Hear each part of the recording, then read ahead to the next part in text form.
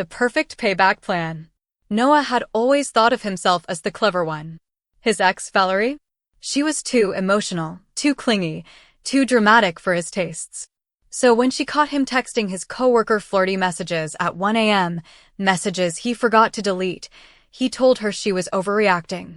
Valerie didn't scream. She didn't cry. She simply walked out of their apartment with her dignity intact, leaving Noah alone in his boxers and confusion. She didn't even slam the door. That silence haunted him more than any fight would have. 3 weeks passed. No texts. No calls. No drama. And that's what infuriated him the most. Because Valerie was supposed to beg him to come back. She was supposed to show up at his job crying, or at least post some unhinged rant on social media. But she didn't. Instead, she moved on. Photos started popping up. A weekend in Sedona. Laughing with friends. And most painfully, one selfie of her at a bar, her hand resting gently on a handsome stranger's knee.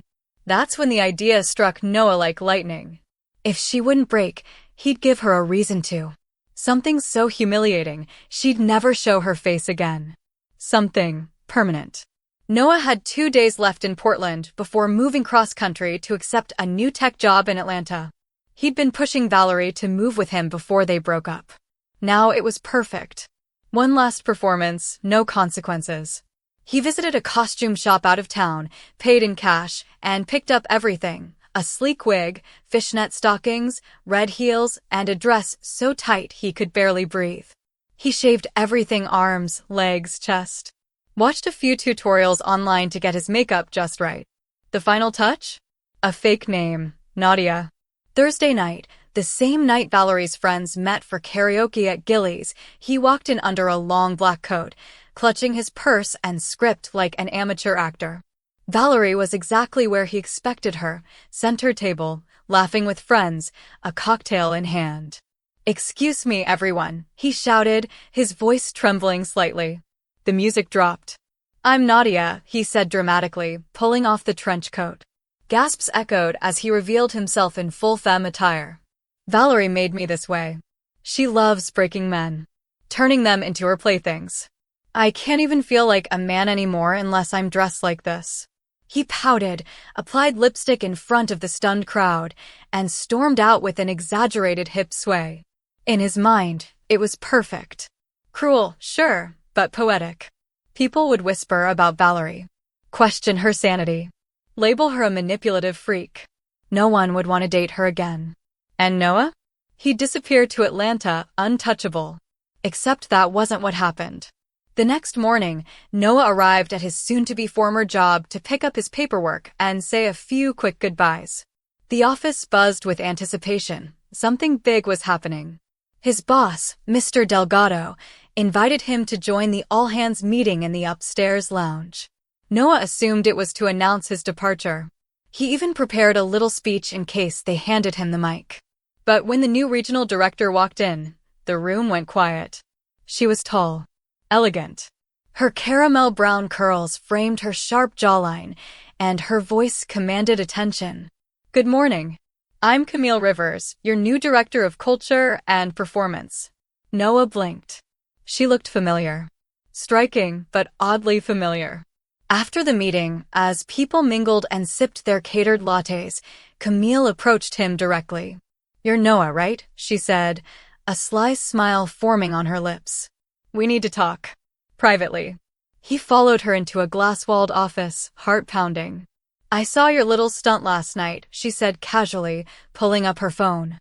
There, paused on the screen, was a still from the bar, him in full drag, mid-lipstick swipe, caught in HD by a friend of Valerie's who just happened to be live-streaming her karaoke song.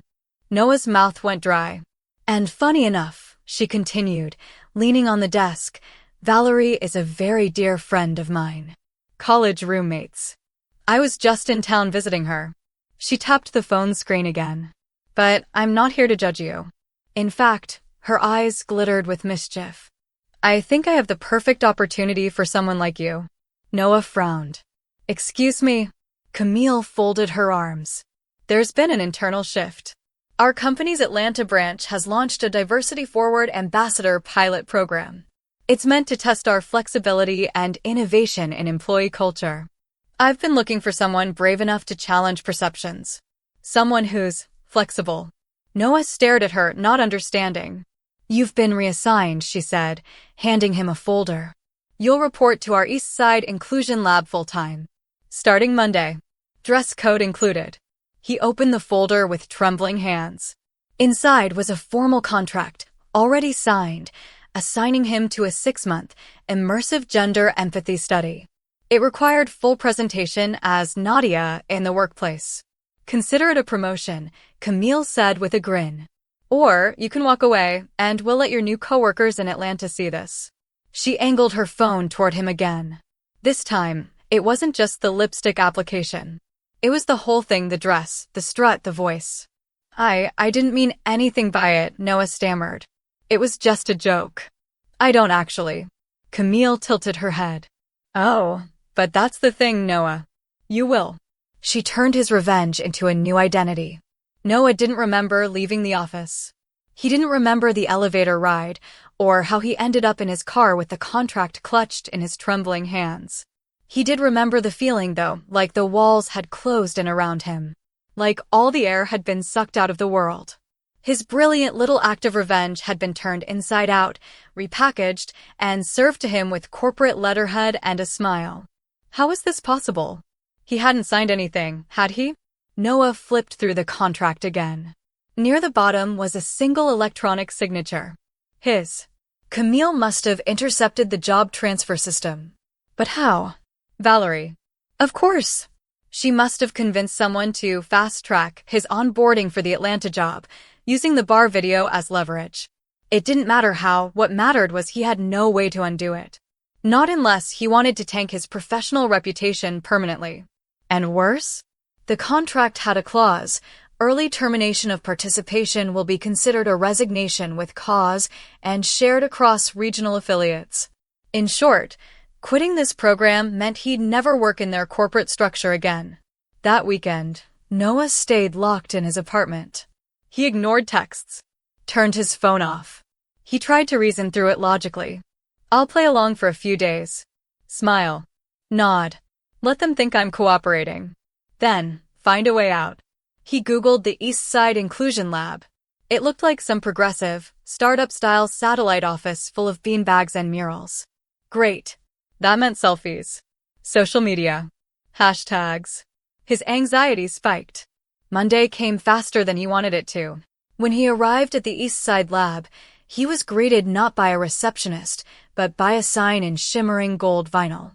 Welcome to the transformation zone, where empathy becomes experience. A chipper assistant with rose-pink glasses and a high ponytail introduced herself as Shay. You must be Nadia. So excited to have you here. Noah froze. Actually, my name is. Shay touched her earpiece and nodded. Oh, Camille said to remind you that Nadia's your work name now. We respect identities here, even temporary ones. She handed him a tablet. Go ahead and sign in. You'll find your wardrobe in locker C4. First fittings at 9:15. Noah stood there stunned. Locker. Shay giggled. This is a full immersion empathy study. Camille didn't tell you. She handed him a glossy welcome brochure titled, Walking in Her Shoes. Inside were smiling photos of participants, both men and women, dressed as various identities. We believe understanding begins with experience, the tagline read. You'll live it. Dress it.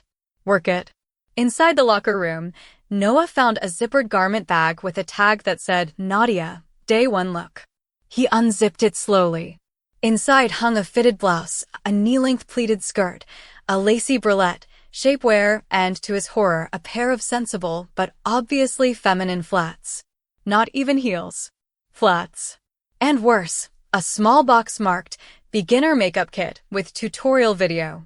On the shelf sat a pre-styled shoulder-length brunette wig and a laminated guide titled Feminine Posing and Workplace Poise. He groaned. This is not happening. But it was.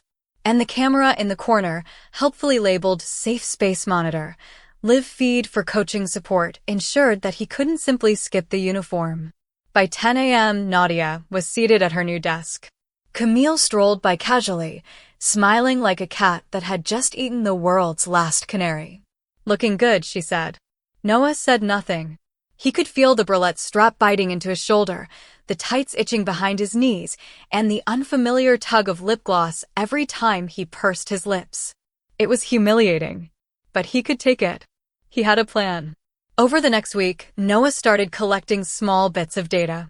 Passwords left scribbled on sticky notes. Office layouts. Keycard schedules. He'd fake compliance, then find Camille's digital folder and delete the original bar video. Once that was gone, he could walk away from this nightmare forever. But things didn't go as planned. Camille rarely left her office. Her system was encrypted. Her assistant, Shay, was absurdly vigilant, always nearby, always cheerful, always watching. And worst of all, Noah was beginning to slip. Not mentally, but physically. The shapewear that was supposed to be snug started fitting differently. His chest, which he had assumed was just padding, felt oddly tender. Then came the comment from a coworker named Eli during a lunch break. "Girl, that's a cute little curve you've got there." "I see you." Noah blinked. "Excuse me." Eli grinned. "That peach is poppin'. Pilates is working, huh?" Noah turned away, blushing. That night, he checked in the mirror. His hips did look softer, fuller. But it couldn't be. Then he found the smoothies. Each morning, Shay left a green smoothie on his desk. "For your metabolism," she chirped. "Camille says it'll help your transition." He hadn't thought anything of it. Until now. Terrified, Noah stopped drinking the smoothies. But the changes didn't stop. His face was rounding out. His chest ached more each morning. And emotionally, he was crying during commercials. His voice even felt higher, softer, especially when he was Nadia. On Friday, Camille called him into her office. "You've made incredible progress," she said, circling him. "How do you feel, Nadia?" "I want out," he said. "This isn't a joke anymore. I feel like you're doing something to me." Camille didn't flinch. "Of course we are." "What?" "Do you remember the smoothie packets? The wellness vitamins in your locker? The hand cream in the ladies' room you've been using?" She leaned in closer. "All estrogen blends. Mild enough to be legal, but effective if taken daily." Noah stumbled back. You can't do this to me." Camille crossed her arms. "You already signed. And you're not just an employee anymore. You're our pilot case. Our proof of concept." She smiled sweetly. "And guess what? You're a success story." She wasn't done turning him into Nadia. Not even close. Noah stared at Camille, mouth agape, every thought crashing into the next like a pileup on an icy road. Estrogen. That was what she'd said. In the smoothies. In the lotion. In the pills disguised as vitamin supplements. He staggered backward into the door, but Camille remained calm, poised, in control, almost maternal. "You'll adjust," she said smoothly. "You're already adjusting, whether you admit it or not." "I didn't agree to this," Noah shouted. Camille tilted her head. "Didn't you?" She opened a drawer and slid out a file. "Exhibit A," she said, tapping it. Inside was the original consent form, the one he skimmed and signed on his first day, complete with a clause in dense legalese that read, "Participant agrees to follow prescribed program guidelines including behavioral, hormonal, or cosmetic protocols administered for immersive training purposes." He had signed it. In his eagerness to fake compliance and gain access to the network, he had signed everything without reading. "Don't worry," Camille said. "You're not the only one who's made that mistake. But you're the first one who's flourishing." Noah's knees went weak. "I'm not flourishing," he whispered. "I'm falling apart." She smiled. "That's what most people say right before they bloom." The next 2 weeks were a blur. Camille stopped calling him Noah. Everyone in the office only knew him as Nadia. Shay had even printed a new badge with a floral border and the pronouns she/her. He tried to protest. He tried to delete the video on Camille's system. But her system was biometrically locked retina, voice print, and a randomly shifting encryption algorithm. He never even got close. Worse than the tech, though, were the subtle changes within himself. He couldn't explain them. The way he moved. The way he spoke. Even the way he thought started to shift. It was like the version of himself he remembered, the defiant, smirking guy who walked into that bar weeks ago, was slipping further away each day. One night, alone in his apartment, Noah stood in front of the mirror. He had taken off his blouse and was inspecting his body. His skin, softer. His hips, rounder. His chest. He touched his chest and winced. Beneath the sports bra, there was a fullness that wasn't just swelling anymore. It had shape. Massachusetts gravity. He grabbed his phone. Maybe a clinic could reverse this. He still had options, right? But then his fingers hesitated.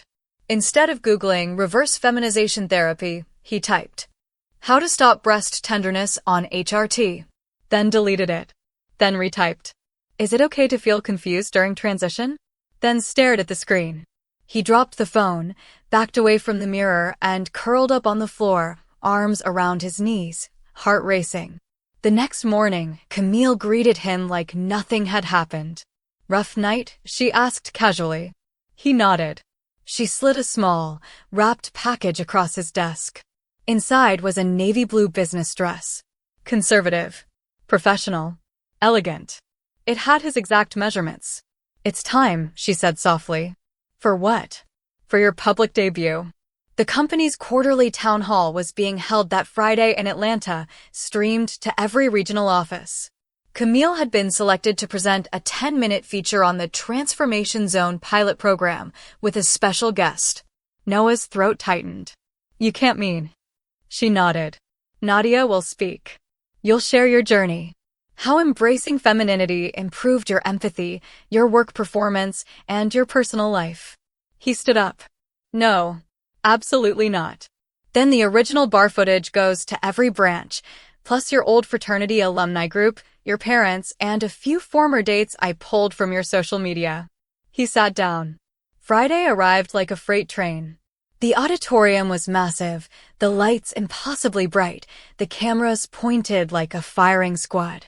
Camille gave a warm introduction, painting Nadia as a courageous pioneer in workplace empathy and authenticity. Then it was her turn. She stepped out in the navy dress, matching heels, subtle makeup, and for a split second, she caught her own reflection in the polished stage floor. She didn't recognize herself, but neither did she hate it. In a voice she barely recognized as her own, Nadia spoke. "I thought I was playing a role, putting on an act to punish someone else. But somewhere along the way, I stopped pretending. I started listening. To others. To myself. And what I heard surprised me. There were tears in some of the crowd." Shay smiled proudly. Camille beamed like a proud coach. And Nadia smiled too. For the first time, not out of compliance, but because a strange, unexpected part of her felt free. After the event, in the green room, Camille approached with a tablet. "Don't worry," she said, tapping a button. "The original footage? Deleted. Forever." "You're serious?" She nodded. "I never needed it. I just needed you to give yourself permission." Nadia felt a wave of nausea and relief and joy and confusion all crashing at once. "So, what now?" Camille took her hand. "You choose." She gave him a choice. But why did it feel like there was only one? Nadia stared down at the sleek, glass tablet in her hands, the digital deletion confirmation still glowing faintly on the screen. Bar footage. Permanently deleted. It should have felt like victory. Freedom. An open door back to her old life. But instead, her stomach twisted. Because now that the blackmail was gone, she should have walked away. Ripped off the wig. Thrown the dress in the trash. Filed a lawsuit. Boarded a plane. But she didn't. She just sat there. In the same chair. In the same dress. In the same skin that no longer quite felt like Noah. Camille didn't rush her. She stood at the side of the green room, sipping tea, watching Nadia with that same calm, patient gaze she always wore, like she'd already seen the end of the story and was just waiting for the page to turn. "You said I could choose now," Nadia whispered.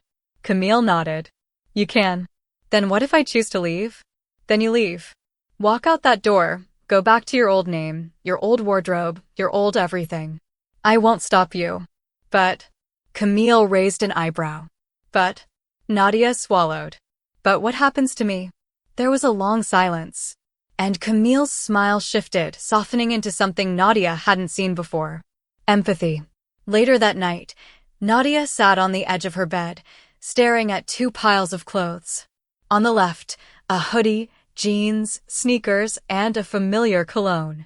On the right, the navy blue dress, a silver clutch, heels, and a delicate chain necklace Shay had given her after the town hall. Two versions of herself. Two roads. Two fates.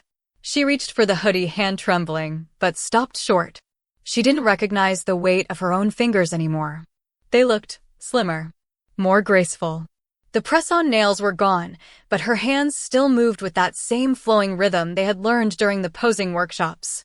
And when she glanced at herself in the mirror, she didn't see a man pretending to be a woman. She saw someone who had become. Not because of Camille. Not because of Valerie. But because, somewhere in the forced performance, something real had emerged. Monday morning, Camille sat at her desk, sorting through emails, when the office door opened. She looked up casually. "Good morning." She stopped. Nadia stood in the doorway, wearing neither the hoodie nor the navy dress. She wore a soft burgundy wrap top, high-waisted slacks, low-heeled ankle boots, and a short black wig that framed her face in a way that balanced strength and grace. She wasn't a caricature. She wasn't an assignment. She wasn't a punchline. She was Nadia. Just Nadia. "I chose," she said simply. Camille's lips curled into the smallest smile. "And?" Nadia exhaled. "I want to finish the program. Not because I'm being forced. Not because you tricked me. But because I don't know who I was anymore, and this version of me, however new, feels closer to the truth than anything I've ever been." Camille nodded, silently tapping something on her tablet. Nadia stepped forward. "What was that?" Camille turned the screen to show her. A form titled, "Nadia Lynn, Legal Gender Marker Change, HR Approval." Nadia blinked. "Wait, you expected this?" Camille gave a sly look. "Let's just say, I always keep the door unlocked. You're the one who chose to walk through it." Over the next month, the changes accelerated, not from external pressure, but from Nadia herself. She enrolled in a vocal coaching group, volunteered to lead DI presentations, learned to style her own hair instead of relying on wigs. And most unexpectedly, she reconnected with someone she hadn't spoken to since the day it all began. Valerie. Their first meeting was quiet, awkward.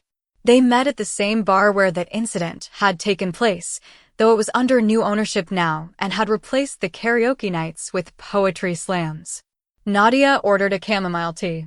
Valerie raised an eyebrow. "No whiskey?" she asked. Nadia smiled faintly. "Different taste buds now." There was a long pause before Valerie finally asked, "Why did you do it?" Nadia didn't need clarification. She knew what she meant. The stunt? The dress? The speech? Valerie nodded. "I wanted to humiliate you," Nadia said softly. "I wanted to take away your dignity the way I thought you had taken mine when you left me." Valerie looked down at her drink. "But the truth is," Nadia continued, "you didn't take my dignity. You just didn't give me the drama I wanted. You walked away. Calm.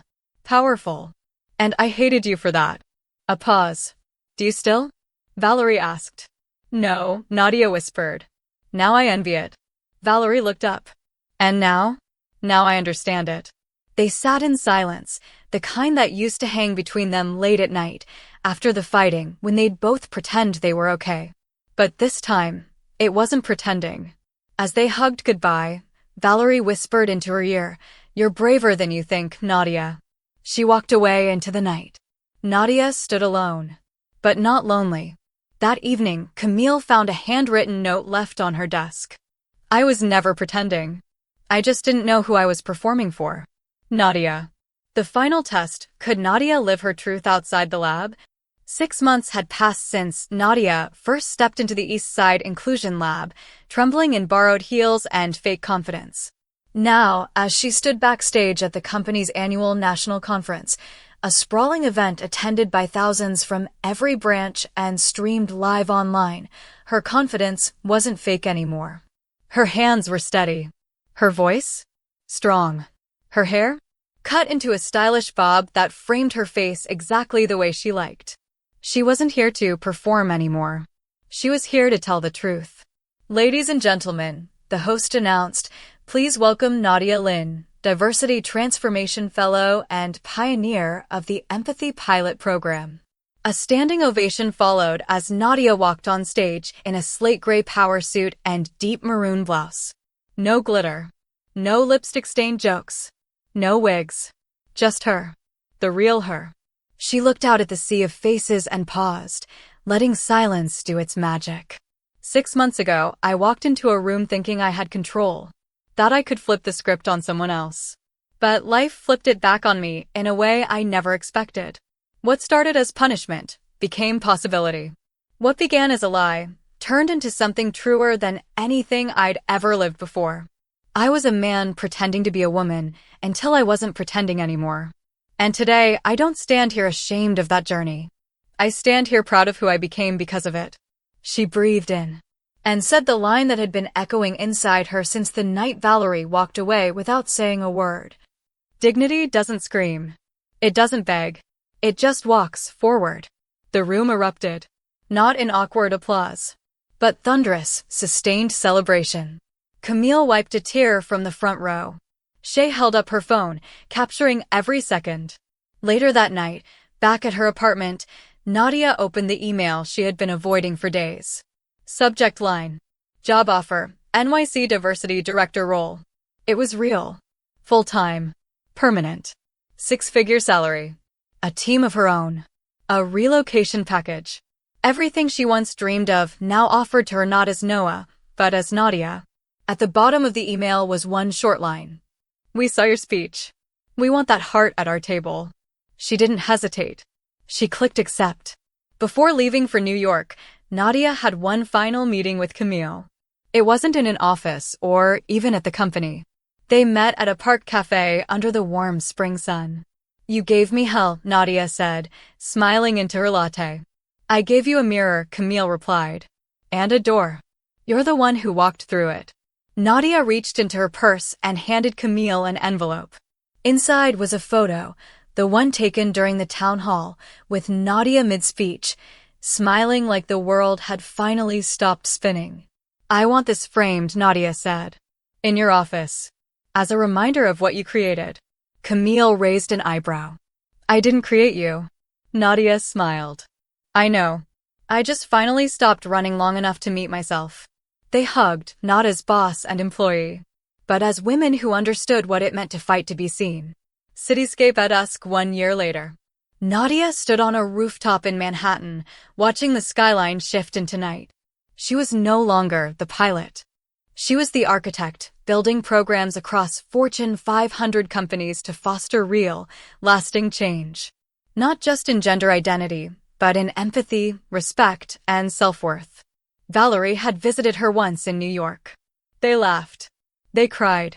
They kissed once. It didn't go further, but they both agreed. That chapter is closed, but I'll always love the person you became. Sometimes that's all closure needed to be. Nadia's reflection in the tall apartment window caught her attention. She looked into her own eyes, no longer searching, no longer afraid. For the first time in her life, she saw not a costume, but a woman. Not a punishment, but a purpose. Not a role, but herself. Cherry Blossom Epilogue: The Woman in the Mirror. Nadia never imagined her story would matter to anyone beyond the people who forced her to live it. But 1.5 years later, her inbox overflowed with messages from strangers around the world, people who had seen her town hall speech, read her interviews, or watched clips of her workplace empathy campaign go viral under the hashtag becoming her on purpose. Some wrote, "You helped me come out to my family." Others, "I thought I was alone until I heard your story." One, from a teenage girl in Brazil, simply said, "You are who I want to be when I grow up." And yet, despite the praise and the press, Nadia never lost sight of how it all began. Not in bravery, not in wisdom, but in shame, in cruelty, in pain. She had tried to ruin someone else's life and in the process was forced to examine her own. What started as performance became reflection, and reflection became truth. Each morning, she still looked in the mirror before brushing her teeth. But now, the question wasn't, can I pull this off? It was, what can she do today? Because that woman in the mirror, with eyes softer than Noah's ever were, with strength more quiet than defiance, wasn't faking. She had survived humiliation. She had endured confusion. She had chosen to stay, even when she didn't have to. That was what made her real. Nadia had lunch with Valerie one spring afternoon in Central Park. They shared a bench overlooking the lake, feeding pieces of bread to the ducks. Valerie laughed mid-bite. Remember the first night you walked into Gillies? I thought you had lost your mind. Nadia rolled her eyes. I had lost my mind. But maybe, Valerie said gently, you also found your soul. They both went quiet. Then Valerie reached into her bag and handed Nadia a small gift, a silver charm bracelet with one pendant, a tiny red stiletto. Remembrance, she said. Nadia clutched it tightly. Not of punishment, Valerie clarified. Of transformation. In the months that followed, Nadia started writing a memoir titled The First Time I Lied to Myself. It wasn't a story about being transgender. It was a story about truth. About masks we all wear, male, female, strong, detached, and the courage it takes to remove them, even when we think the world expects us to keep performing. And in the final paragraph of her manuscript, Nadia wrote, I dressed up like a woman to destroy someone else's life. But the only thing I destroyed was the illusion that I ever really knew myself. What began as a costume became a confession. What started as revenge became redemption. And now, when people ask me what it felt like to become a woman, I tell them the truth. I didn't become one. I uncovered one buried under layers of expectation, fear, and denial. And once I met her, I never wanted to let her go.